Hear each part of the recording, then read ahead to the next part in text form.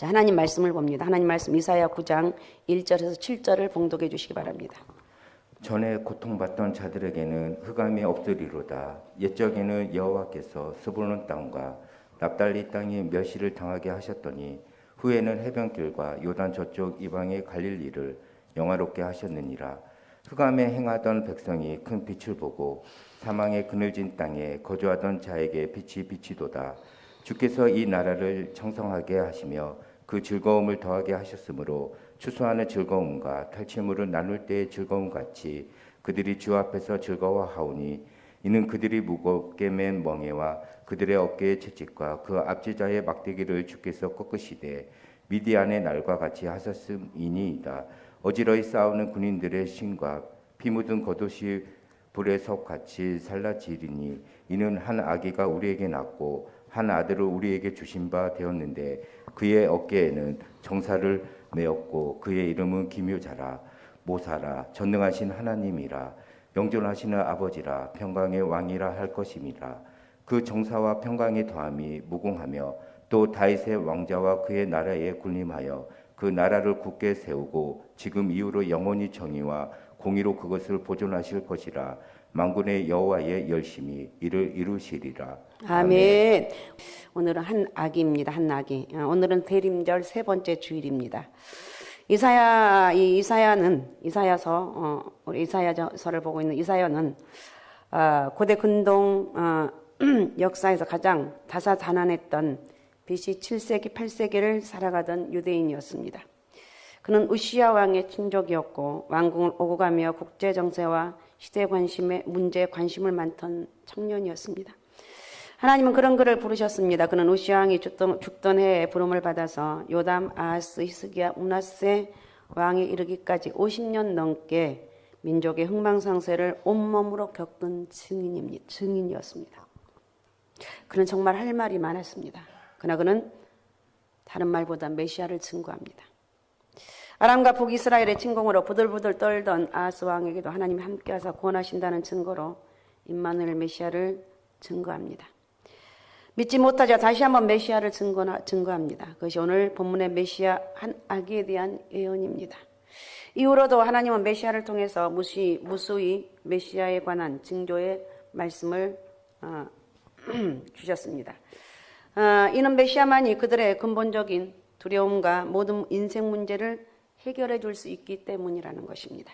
우리의 모든 인생의 문제 해결하실 수 있는 유일하신 분은 오직 예수 그리스도밖에 없습니다. 믿습니까? 내 인생의 모든 문제, 절망들 해결할 수 있는 유일한 분은 오직 예수 그리스도라는 거. 마이크 조금 울렁거리는데 뭐라고 그러죠? 좀 줄여주세요. 이사야의 이름은 여호와는 구원이시다는 뜻인데 이처럼 그는 한치 앞을 내다볼 수 없는 그 시대에 메시아를 통한 하나님의 구원을 희망했고 확신했고 노래합니다.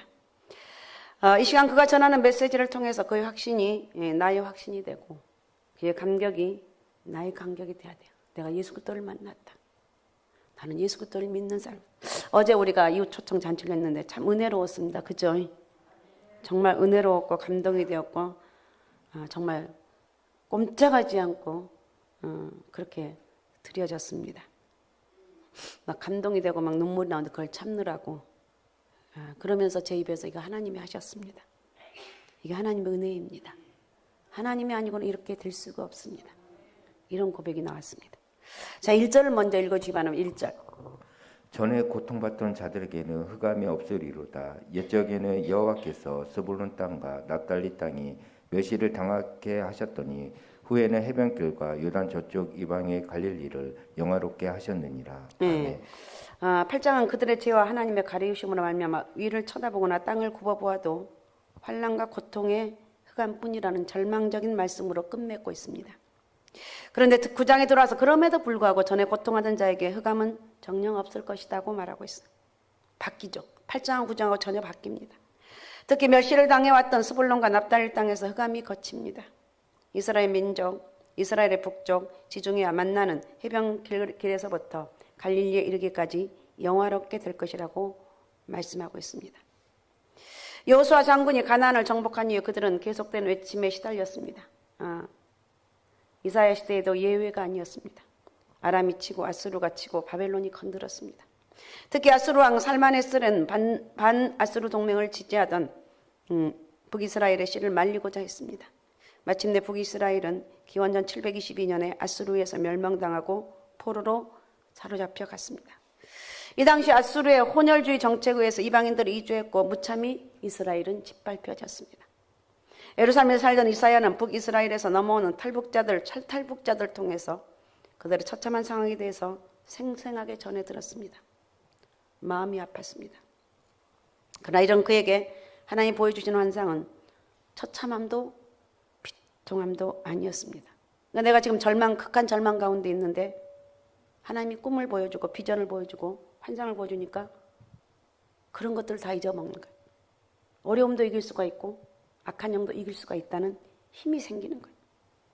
지금도 멸시를 당하죠. 후에는 영화롭게 하신다는 비전이었습니다. 어떻게 그렇게 될 수가 있는가? 2절을 읽어주시기 바랍니다. 2절. 흑암에 행하던 백성이 큰 빛을 보고 사망의 그늘진 땅에 거주하던 자에게 빛이 비치도다. 그 땅에 큰 빛이 비추일 거라고 말하고 있습니다. 이 땅은 백성들이 차지하는 빛이 아닙니다. 그들에게 보여주고 비춰진 빛입니다. 하나님 일방적으로 은혜를 베풀어 주신 빛이. 빛이 비치기 전에 그들은 흑암 가운데 있었습니다. 한치 앞을 볼 수 없었고 미래는 불확실했습니다. 세계 패권을 아수르가 잡을지 애굽이나 바벨론이 잡을지 아니면 어디로 붙어야 할 것인지 감이 잡히지가 않았습니다. 근본적으로 하나님을 불신하고 강대국에 지어 살며 우상을 섬기는 그들은 흑암에 행하고 있었습니다. 누가 얘기하는데 어디 대학교 그 유명한 대학 이렇게 이런 얘기를 하더래요. 이사를 가면 정말 꼭두 새벽에 가든지 그거 물어본다고 그러잖아요.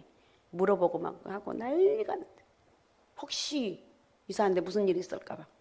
근데 그걸 들으면서 우리는 헐 웃긴다. 예수 믿으면 아무 소용이 없는데 예수 믿으면 하나님께서 그걸 다 간섭하는데 우리는 이사할 때 아무 때나 하잖아요. 주일만 빼고 아무 때나 하잖아요. 그죠? 주일만 빼고 가는 거 아무 때나 밤중이든 새벽이든 낮이든 내가 가고 싶을 때 가는 거예요. 근데 안 믿는 사람들은 혹시 무슨 일을 당할까 봐 전전긍긍하고 깜짝 놀랐어요. 안 믿는 사람들은 그렇다는 거예요. 그렇게 사단에 딱 매여서 일어서지를 못하는 거예요. 어쨌든 실제로 아수르 왕 사네립의 침입으로 49개 성읍이 점령이 되었고 20만 명이 넘는 사람들이 포로로 끌려가고 많은 기금속과 노비와 조공을 바치하는 신세가 되었습니다. 열왕기 48장에 나옵니다. 그 땅은 살아갈 기력을 잃고 절망과 죽음의 땅이었어요. 절망과 죽음의 땅. 잊고 싶은 저주의 땅에서 우리나라가 그렇죠. 우리나라가 예수 믿기 전에 얼마나 저주받은 땅이었어요. 담배 냄새 찌들고 뭐 그냥 벼룩 여러분 이 아세요? 이 알죠? 막 가렵고 한장하고 그래서 옛날에 아주 어렸을 때는 막 가려면 옷을 벌렁 벗겨서 막 털었던 것 같아요. 아니 옛날에 진짜 그랬다니까. 털었고 빈대 뭐 벼룩 얼마나 많았는지 몰라요. 지금 얼마나 깔끔 떠는지 몰라요. 우리가 이렇게 저주받은 인생이었는데 복음이 들어오니까 이런 저주가 더러운 것들이 다 떠나간 거예요. 우리가 예수 믿는 거 이렇게 큰 복인데도 이 사실을 몰라요. 내가 잘나서 그런 줄 아는데 우리 아닙니다. 하나님이 우리에게 복을 주셨고 우리는 하나님 은혜로 살아가는 존재라는 거예요. 그런데 이런 땅에 큰 빛이 비쳤는데 이스라엘 땅에 모든 흑암을 떨쳐내고 사망의 그늘을 벗겨버린 빛이 비쳤다는 거예요. 이사야는 그 빛을 보았습니다. 그 빛은 이미 비추었습니다. 이사야는 그 빛이 우리에게 이미 비추고 있다는 완료형으로 표현하고 있습니다. 반드시 비추고 만다는 확신의 찬 고백이기도 합니다. 이사야가 그 빛을 보았을 때 비로소 강대국 사이에 쪼그라져 있던 마음을 펼 수가 있었어. 이 나라가 어떻게 될 것인가? 야 망할 것인가? 이랬는데 그 빛을 본 순간에 그의 마음이 자유함을 얻었다는 거예요. 혹시 이 시간에 힘들고 어려운 상황이 있다 할지라도 절대 여러분 쪼그려질 필요가 없어요. 왜? 나는 하나님이 함께하는 사람이기 때문에. 누가 뭐래도 나는 하나님이 함께하는 사람 잊지 말라. 하나님 백성을 삼키는 이 원수들이 두렵지 않는다는 거예요. 조금에 대한 두려움에서 해방이 되고 마음에 참 평안이 우리는 있어야 돼요. 그래서 예수 안에 가는 사람이 얼마나 평안한지, 예수 안에 가는 사람이 얼마나 축복인지. 그래서 외쳤습니다. 흑암에 행하던 백성이 큰 빛을 보았고 사망의 그늘 땅에 거주하던 자에게 빛이 비추도다. 그랬어요.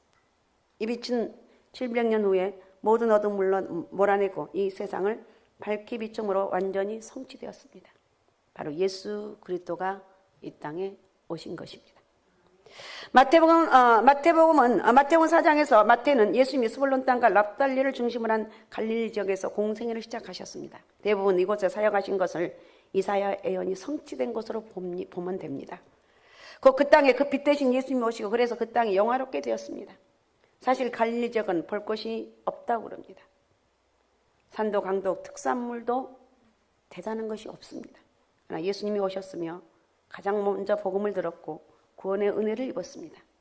가룟 유다를 뺀 대부분의 제자들이 이곳 갈릴리 출신이라는 것을 우리는 너무나 잘 알고 있습니다. 그들의 1세기 세계사를 밝히는 추억들이 되었다는 것입니다. 하물며 세계사와 구속사의 영원히 남을 인물들을 배출한 갈릴리가 영화롭게 된 것이 아니고 무엇이겠느냐는 거예요. 어쨌든 우리나라는 아까도 말씀드렸지만 벼룩과 빈대의 나라, 술과 담배 찌든 나라, 구한말 선교사들이 이때 한국을 처음 방문했을 때의 소감이 어떻게 이런 나라가 있는가. 벼룩이 빈대가 술과 담배 찌든 나라, 소망이 없는 나라. 980원의 외국의 침략이 있었고 청나라와 러시아와 일본 사이에서 멸시를 받던 나라, 그 나라가 하나님 은혜로 기적을 일으켜 나갔고 지금 이렇게 잘 사는 나라가 되었습니다. 아시아의 변방 아시아의 갈릴리 코리아를 하나님은 영화롭게 하셨는데 이 땅에 빛으로 오신 그 주님, 오늘 그 주님을 찬양하면서 여러분 그 주님이 여러분 심령에 임하시면 여러분 삶에 희망이 생기고 소망이 생기고 힘이 생긴다는 것. 주님 내 마음에 오셔서 믿음으로 승리하게 도와주옵소서. 이런 고백이 있어야 돼요. 자, 3절에서 5절을 또 읽어주시기 바랍니다. 3절에서 5절. 주께서 이 나라를 창성하게 하시며 그 즐거움을 더하게 하셨으므로 추수하는 즐거움과 탈취물을 나눌 때의 즐거움 같이 그들이 주 앞에서 즐거워하오니 이는 그들이 무겁게 맨 멍에와 그들의 어깨의 채찍과 그 압제자의 막대기를 주께서 꺾으시되 미디안의 날과 같이 하셨음이니이다. 어지러이 싸우는 군인들의 신과 피 묻은 겉옷이 불의 섭같이 살라지리니. 아멘. 아멘. 이 빛으로 말미암아 새 창조의 역사가 일어났습니다. 약소국의 서름을 당하던 이 나라가 번영하고 그 영토가 확장됩니다. 시온으로서의 영광을 회복합니다. 또한 즐거움이 증가됩니다. 예수부터를 믿으면 가장 첫 번째가 즐거움이 있어요. 기쁨이 있어요. 그렇지 너는 뭐가 어쩐데 이렇게 기쁜가? 그러게요. 나는 왜 이렇게 내 마음이 기쁘고 즐거운지 몰라요. 왜? 내 가슴에 예수부터 은혜가 있기 때문에 그렇습니다. 이 당시 농경 문화, 전쟁 문화 속에서 그들이 생각할 수 없는 최고의 기쁨은, 최고의 즐거움은 추수하는 즐거움이고 전쟁에 승리해서 전리품을 나누는 즐거움이었습니다. 그런데 이들은 그냥 기뻤어요. 그 빛은 이제 무겁게 맨 멍에와 그 어깨에 채찍과 압제자의 막대기를 꺾어버렸기 때문에 그냥 기쁜 거예요. 무거운 짐들이 내려졌기 때문에 기쁜 거예요. 하나님 은혜로 내가 감사할 수 있는 힘이 생기는 거예요. 멍에와 채찍과 막대기는 짐승을 부릴 때 쓰는 도구들입니다. 그들은 지금까지 짐승처럼 취급을 받았습니다. 노예였습니다. 이스라엘 백성들이 그랬어요. 사사기 시절 미디안에게 이스라엘은 샌드백이었습니다. 달라면 좋아했고 죽어도 때리면 맞아야 했습니다. 평소에 가만히 있다가 파종철만 되면 미디안은 메뚜기처럼 달라들어서 모든 종자를 싹쓸이했습니다. 사사기에 나옵니다. 그들로 인해서 전답을 잃은 이스라엘은 산으로 올라갔고 짐승들이 살던 동굴에서 짐승들을 쫓아내고 거기서 기거를 했습니다. 기도원이 부르심 받을 때는 그날도 몰래 굴에서 나와 숨을 죽이며 그날 먹을 한 움큼의 밀타작을 할 때였습니다. 근데 하나님이 이런 두려움 많고 약해 빠진 기도원을 통해서 미디안 군사의 12만 명을 섬멸했습니다. 그날은 이스라엘에게 각본도 없는 드라마가 연출되는 통쾌한 승리의 날입니다. 이렇게 하나님께서는 아수르를 꺾고 바벨론을 꺾으셨습니다. 모든 압제자의 원수를 박살냈다는 거예요. 그때 그들은 사냥꾼의 올무에서 벗어난 새처럼 해방의 기쁨을 만끽할 수 있었습니다. 특히 죄와 사망에서 자유케 되는 그런 존재가 되었다는 것입니다. 자, 요한복음 8장 36절을 읽어주시기 바랍니다. 그러므로 아들이 너희를 자유롭게 하면 너희가 참으로 자유로우리라. 그러므로 예수 그리스도가 너희를 자유롭게 하면 너희가 참으로 자유로우리라. 예수 그리스도를 만나면 내 영혼이 자유로워요. 내 마음이 기뻐요. 아무 별일이 없는데 그냥 기쁘고 감사한 거예요. 할렐루야. 이 영적인 기쁨이 오늘 다른 건 아직 부족할지라도 영적인 기쁨으로 꽉 채워서 주님 나는 기쁩니다. 왜 이렇게 내 마음이 기쁠까요? 왜 그렇게 내 마음이 감사할까요? 이런 기쁨과 감사로 채워주시기 바랍니다. 자, 누가복음 4장 18절 19절도 읽어주시기 바랍니다. 주의 성령이 내게 임하셨으니 이는 가난한 자에게 복음을 전하게 하시려고 내게 기름을 부으시고 나를 보내사 포로된 자에게 자유를, 눈먼 자에게 다시 보게 함을 전파하며 눌린 자를 자유롭게 하고 주의 은혜의 해를 전파하게 하려 하심이라 하였더라. 아멘. 성령 임하니까 가난한 자에게 복음이 전해지고 내게 기름을 부으시고 나를 보내사 포로된 자에게 자유를 줬어. 매여있는 내 삶 가운데 자유를 주셨어. 눈먼 자에게 다시 보게 함을 전파했고 눌린 자를 자유하게 하고 주의 은혜를 전파하게 하려 하심이라 그랬습니다. 이것을 이사야서 11장에서는 이리가 어린 양과 함께 누우며 사자가 송아지와 풀을 뜯으며 젖먹는 어린아이가 독사굴에 손을 놓고 해를 받지 않는 낙원으로 묘사하고 있습니다. 실로 해됨도 없고 상함도 없는 시래가 온다는 것입니다. 주께서 가장 강한 뿔이 되셔서 우리를 얽어매는 모든 원수들의 풀을 꺾으시고 평정하셨기 때문입니다. 이런 축복이 우리에게 어떻게 주어졌는가? 6절을 또 읽어주시기 바랍니다. 6절. 이는 한 아기가 우리에게 낳고 한 아들을 우리에게 주신 바 되었는데 그의 어깨에는 정사를 메었고 그의 이름은 기묘자라 보사라 전능하신 하나님이라 영존하시는 아버지라 평강의 왕이라 할 것임이라. 아멘. 큰 빛은 바로 한 아기입니다. 한 아기가 그런 복을 주셨습니다. 그런 7장 임마누엘 징조와 연관시킬 때 처녀를 통해 우리에게 주시는 한 아들입니다. 그가 우리에게서 낳고 우리에게 주신 바 되었고 이는 빛이 일방적으로 비추던 것처럼 하나님께서 대가 없이 일반적으로 주신 하나님의 은혜라는 것입니다. 이 하나님의 은혜, 일방적으로 주신 하나님 은혜, 오늘 저와 여러분에게 충만하게 임하시기 바라고, 나는 하나님 은혜로 삽니다. 나는 주님의 은혜 없이는 살아갈 수가 없습니다. 하나님 나에게 성령의 은혜를 부어주셔서 내가 힘있게 살아가게 도와주옵소서. 예수님이 태어났을 때 천사들은 목자들에게 그렇게 말합니다. 너희가 가서 구유에 누인 아기를 보르니 이것이 너희에게 표적이니라 그랬습니다. 한 아기가 하나님이 우리에게 보내신 메시아로서의 징조라는 말씀입니다. 천사는 마리아에게도 아들 낳으린 이름을 예수라라. 이는 그가 자기 백성을 저희 죄에서 구원할 자심이라 이렇게 말했습니다. 그의 가장 큰 특징이 뭐냐? 어깨는 정사를 메었고 통치권이란 말인데 강력한 힘과 권세가 정사를 메어서 강력한 통치권. 태양이 쏟을 때 어둠이 물러가듯이 자취를 감춥니다. 한 아기는 그 힘으로 모든 원수의 손에서 백성을 건지고 두려움에서 해방시키셨다는 것입니다. 그날을 고대하던 사가라는 감격하며 노래를 합니다. 그 아기의 이름이 뭐냐? 그 이름은 기묘자라 모사라 전능하신 하나님이라 영존하신 아버지라 평강의 왕이라 할 것임이라 이렇게 말하고 있습니다. 자, 이 부분을 잠깐 설명하면 첫 번째 그 이름은 기묘자. 하나님께서 마노아 부부에게 늦둥이 자식인 삼손을 주셨을 때 내 이름은 기묘니라 이렇게 말합니다. 인간의 상상을 초월하는 분이라는 말입니다. 기묘는 인생의 상상을 초월하신 분. 실로 삼손의 인생은 미스터리와 스릴과 반전으로 구성되어 있습니다. 하나님이 한 올 한 올 이어가시는 구석사는 하늘의 천사들도 보기를 원하는 그런 흥미진진한 이야기를 할 수가 있습니다. 아수르를 대항하고자 하는데 왜 애국과 동맹에서는 안 되는지 이스라엘 왕들은 이해할 수가 없었습니다. 언제나 바벨론과 타협해서는 안 된다고 해놓고 이제 다시 바벨론에 항복하려고 하시는 건지 이스라엘은 이해할 수가 없었습니다. 이런 그들에게 이사야 55장에서 하나님은 내 생각은 너희 생각과 다르다. 내 뜻은 너희 뜻과 달라서 하늘이 땅보다 높음같이 높다고 말씀하고 있습니다. 예수님의 12제자는 도대체 칼과 창으로가 아니라 죽음으로써 세상을 정복한다는 것을 이해할 수가 없었죠. 그죠? 죽음으로써 세상을 정복한다는 것을 이해할 수가 없었습니다. 그래서 예수님이 장차 당할 고난을 얘기할 때마다 길을 틀어 막았습니다. 그러나 예수님 그들의 마지막 반대도 불구하고 도수장으로 끌려가는 어린 양처럼 잠잠히 십자가에서 죽으셨습니다. 그런데 그가 그렇게 죽으심으로 하나님의 공의를 충족시키셨습니다. 그의 인류를 무조건적인 사랑도 나타내 보여주셨습니다. 하나님의 진리와 은혜를 하나도 손상시키지 않은 채 보여준 그 대속의 죽음, 그리고 이를 통해서 구속사를 완성하신 하나님의 지혜가 기묘하다, 묘하다 이런 뜻이에요.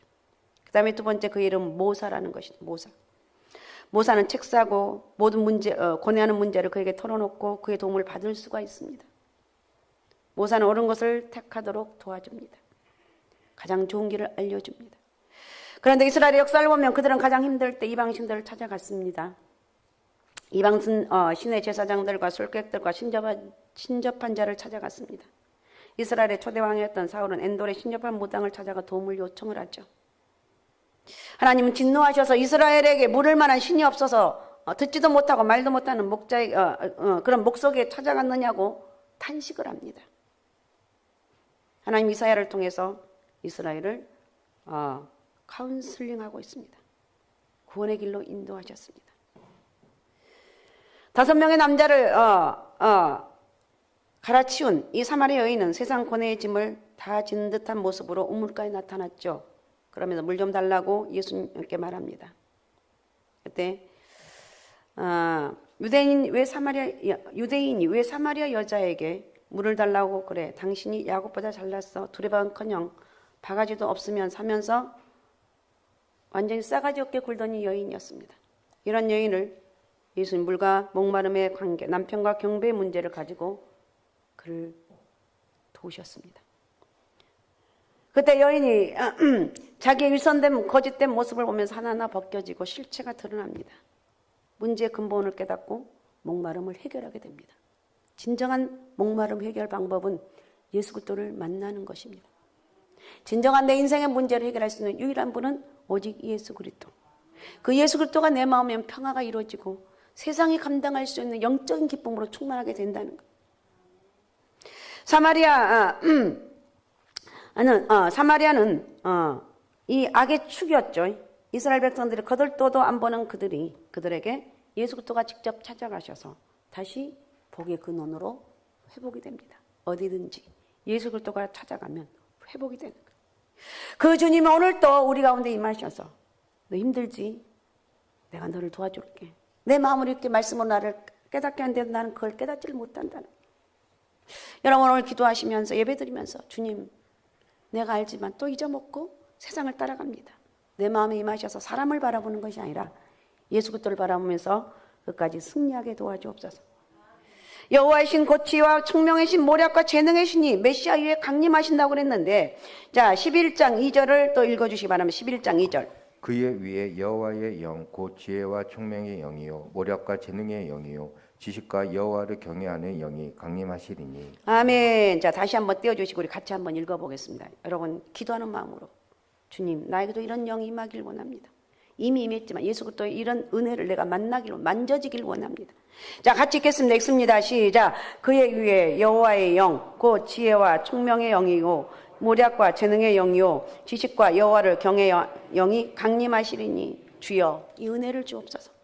주여 나에게도 이 은혜를 허락하여 주옵소서. 지혜와 총명의 영이고 모략과 재능의 영이고 지식과 여호와를 경외하는 영이 강림하리니 이렇게 얘기하고 있어요.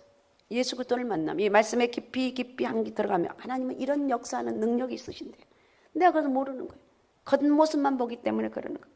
주님은 영이시기 때문에 우리 눈에 안 보이기 때문에 자꾸 우리가 죄를 짓습니다. 우리는 하나님의 은혜 안에 거하고 믿음으로 끝까지 승리하는 역사가 있어야 될 줄로 믿습니다. 그 다음에 세 번째 그 이름은 전능하신 하나님이라고 말하고 있습니다. 그 하나님의 이름 중 가장 특별한 것은 이 이름입니다. 다른 직함은 사람에게 붙여질 수 있지만 이것은 붙여질 수가 없습니다. 하나님은 신성을 가진 신적인 존재를 말합니다. 하나님과 본체인 분을 의미합니다. 이스라엘은 자신들의 신인 여호와가 힘이 없어 보이는 것이 가장 불만이었습니다. 그들은 바알, 아세라, 볼록 같은 이방 신을 섬기는 아수르, 바벨론 등이 싸움에서 항상 이기며 강대국으로 유세를 떨치는 것을 봅니다. 그러나 그들이 섬기는 신은 도대체 그렇지 않습니다. 그러니까 이들이 믿는 신을 탐냅니다. 그래서 그 신성을 들여왔고 그것을 위해 산당을 짓고 몰래 우상 숭배를 시작합니다. 아무리 우상을 숭배하지 말라는 선지자의 말을 들어도 현실을 무시하기는 힘들었습니다. 여호와를 섬기는 우리도 약소국, 우상을 섬기는 자들은 강대국 이 논리를 갖고 들이밀면 할 말이 없다는 것입니다. 그들은 자기의 죄를 회개할 생각은 안 하고 하나님께 원인이 있다고 말합니다. 이런 그들에게 이사야는 하나님은 아무리 강력한 제국 단방에 무너뜨릴 수 있고 모든 이방신들과의 전쟁에서 이기는 전능한 하나님을 선포하고 있다는 거예요. 그래서 불신을 회개해라. 믿음 없는 걸 회개하라. 이 하나님을 믿어라. 이렇게 말하고 있습니다. 이사야는 실제로 이 하나님 바벨론을 통해서 아수를 제거하시고 그 바벨론 또한 바사를 통해서 제거하시고 바벨론 포로들을 고레스를 통해 귀환하게 하시고 성전을 재건하게 하실 것까지 승리를 주시는 전능하신 하나님을 이사야는 보는 영적인 눈이 열렸다는 거예요. 그를 의지하기만 하면 현실 논리에 연연하지 않고도 이길 수 있음을 이사야는 알았습니다. 이렇게 예수님은 바로 믿음으로 5,000명을 먹이셨습니다. 제자들의 힘으로 어찌할 수 없는 대작에는 광풍을 일순간에 잠잠케 하셨습니다. 한 마을을 공포에 몰아넣었던 귀신 들린 자를 한 번에 제하시고 새 사람으로 만드셨습니다. 그리고 정치 종교 지도자들의 불의한 공격을 말씀 한마디로 꺾어버리시고 진리를 바로 세우셨습니다. 사단의 유혹과 조롱을 십자가에 참으시고 다 이뤘다고 죽으셨어요. 그리고 마침내 사흘 만에 부활하셨고 인류 최애적인 사망 권세를 박살내시고 영원한 생명의 길을 열어주셨습니다. 그분이 예수 그리스도. 그분이 예수 그리스도. 나를 권하신 그분이 예수 그리스도. 세상에 그 어떤 것으로 예수 그리스도 이름을 당할 수가 없습니다. 전능하신 왕이신 그 예수 그리스도. 그분이 우리 하나님이라는 것을 고백하면서 주님이 나의 주인이십니다. 주님의 은혜로 내가 살아가길 원합니다. 이런 고백이 우리 가운데 있어야 될 줄로 믿습니다. 자, 요한복음 16장 33절 읽어주시기 바랍니다. 이것을 너희에게 이르는 것은 너희로 내 안에서 평안을 누리게 하려 함이라. 세상에서는 너희가 환난을 당하나 담대하라. 내가 세상을 이겼노라. 네, 지자들에게 하신 말씀입니다. 너희에게 이르는 것은 너희로 내 안에서 평안을 누리게 하려 함이라. 세상에서 너희가 환난을 당하나 담대하라. 내가 세상을 이겼다. 자, 바울도 말하고 있습니다. 요한일서 5장 5절을 읽어주십시오. 예수께서 하나님의 아들이심을 믿는 자가 아니면 세상을 이기는 자가 누구냐. 아멘. 아멘. 하나님은 이김을 주시는 벌써 11시네. 전능하신 하나님. 그 다음에 네 번째는 영존하신 아버지. 영존하신 아버지라는 영원히 우리와 함께 하신 아버지. 다섯 번째는 평강의 왕이라고 말하고 있습니다. 요한복음 14장 1절에 보면 너희는 마음에 근심하지 말라. 하나님 믿으니 또 나를 믿으라. 27절은 평안을 너희에게 끼치노니 곧 나의 평안을 너희에게 주노라. 내가 너희에게 주는 것은 세상이 주는 것과 같지 아니하자. 너희는 마음에 근심하지도 말고 두려워하지도 말라. 할렐루야. 그 예수님이 부활하셔도 말씀하셨습니다. 요한복음 20장 19절 20절 이날 곧 안식 후 첫날 저녁 때 제자들이 유대인들을 두려워하여 모인 곳이 문이 닫혔더니 예수께서 오사 가운데 서서 이르시되 너희에게 평강이 있을지어다. 이 말씀을 하시고 손과 욕구를 보이시니 제자들이 주를 보고 크게 기뻐하니라. 할렐루야. 이 평강의 주님 왕이신 예수 그리스도 이분이 저와 여러분의 전능하신 하나님을 믿으시기 바랍니다. 아셨습니까? 우리는 어떻든 우리는 예수 그리스도 안에서 승리하는 인생이라는 것. 이사야는 예수님 오시기 700년 전의 선지자입니다. 그런데도 이렇게 하나님 은혜에 감격하고 있습니다. 오늘 저와 여러분 예수 그리스도 은혜가 여러분 가운데 있으시기 바라고 모든 상처와 아픔을 위로하시며 평안을 주신 그 하나님 은혜가 여러분 가운데 충만하시기 바라고 여러분 세상에 어떤 것보다 귀한 그 이름이 바로 예수 그리스도라는 사실을 여러분 믿고 세상에 전능하신 그 하나님의 그 능력이 오늘 여러분 가운데 있으시기 바라고 그분으로 인해서 영원한 감사와 환희와 찬가를 부를 수 있는 영적인 은혜와 축복이 여러분 가운데 있으시기 바랍니다. 할렐루야. 오직 예수 오직 믿음 오직 성령 충만함으로 하나님께 감사하면서 믿음의 대역사가 여러분 가운데 있으시기 바랍니다. 자, 이 말씀 생각하면서 우리 같이 기도하겠습니다. 우리 주님은 이렇게